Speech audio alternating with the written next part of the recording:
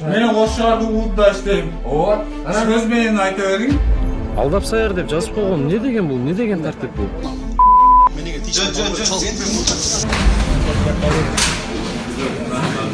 Автоматом. Вы что делаете? Отпусти его. Стой, стрелять буду!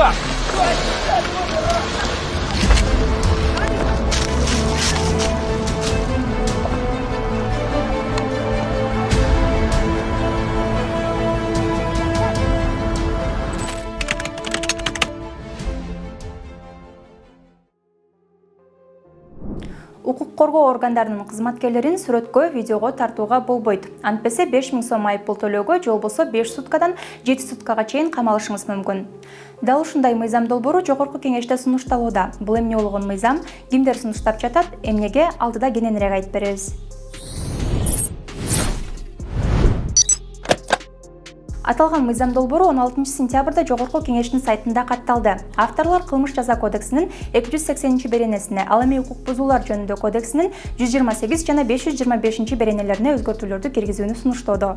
Биз укук бузуулар жөнүндө кодексинин 128 беренесине токтолобуз.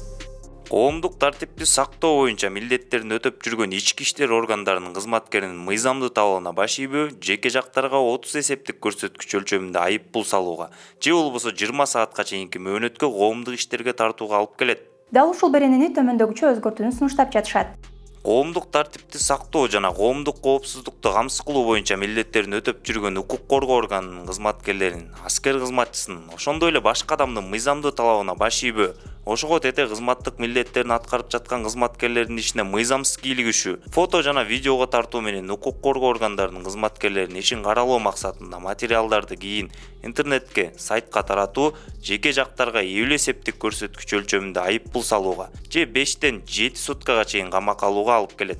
Башкача айтканда, сунушталып жаткан берене боюнча кызмат өтөп жаткан укук коргоо органдарынын кызматкерлерин сүрөткө жана видеого тартууга тыюу салынат жана ал үчүн жаза каралган. Келди го акчасын салып. Мыйзам долбоорун кимдер сунуштап жатат?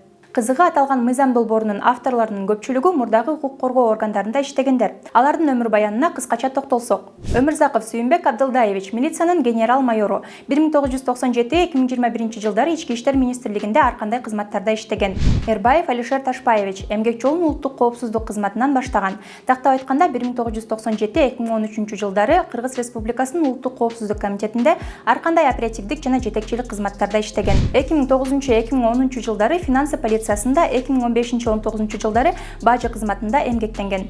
Сулайманов Кундузбек Кошалиевич дагы Ички иштер министрлигинин мурдагы кызматкери.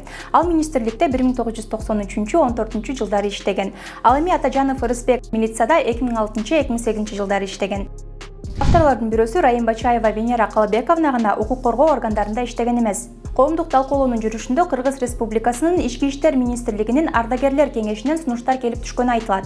Эмне үчүн бул мыйзам сунушталып жатат? Мыйзам долбоорунун негиздемесине ылайык, укук коргоо органдарынын кызматкерлеринин ишине мыйзамсыз кийлигишип, коомчулуктун алдында жаманатты кылуу, мазактоо, кемсинтүү жана атайлап каралоо максатында фото жана видеого тартып, интернетке таратуу фактылары бар экени айтылат. Аталган иш-аракеттер укук коргоо органдарынын кызматкерлеринин ар намысына, кадыр-баркына шек келтирет деп жазылган.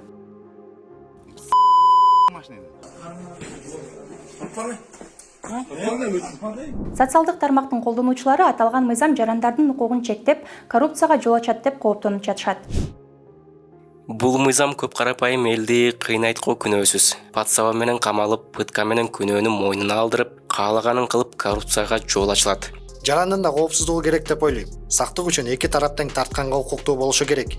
Каршымын, камера жок, мамлекеттик кызматкерлер жөнөкөй элди тоготпойт. Жемкорлук 1000% өсөт. Ар бир адам өзүн коргош үчүн тартканга укугу бар. Укук коргоочулар бийлигин кыянаттык менен пайдаланган учурлар аз эмес го. Подстава кылып койсо бейгүнөө адамдар жөн жерден жабыр тартат. Менин жеке оюм кандай жагдай болбосун, видео доказательство болушу керек. Менимче мамлекеттик органдардын ишмердүүлүгү коом үчүн ачык болушу керек. Жада калса аларды камерага тартуудагы мыйзамсыз иш-аракеттерди жасаган учурлар болгон. Камера жок учурда эмне кылышат элестетүү кыйын. Жарандык активист Болот Ибрагимов мыйзам бузган жарандардын жоопкерчилигин караган мыйзамдар жетиштүү экенин, ошондой эле башка депутаттарды бул мыйзамды колдоого чакырды. Я хочу сказать, что есть ряд законов, которые предусматривают ответственность за те или иные правонарушения. И не нужно здесь придумывать велосипед, чтобы привлечь кого-то к ответственности за правонарушения, либо какие-то преступления. То есть, если человек что-то нарушил, есть в ответ, либо в противовес законная мера, согласно которой можно привлечь его к ответственности. А то, что они предлагают, это ведет лишь к полицейскому государству, а также оттягивает нашу страну на 10 лет назад. Поэтому я призываю всех депутатов ответственно отнестись к этому моменту и не поддерживать данный законопроект.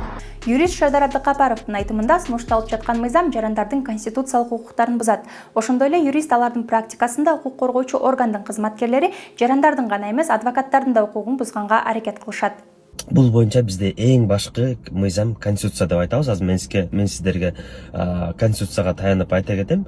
Бул конституциянын 33-чү беренесинде жазылган ар бир адам маалыматты эркин издөөгө, алууга, сактоого, пайдаланууга жана аны оозеки жазуу түрүндө жана башка жол менен жайылтууга укуктуу дейт.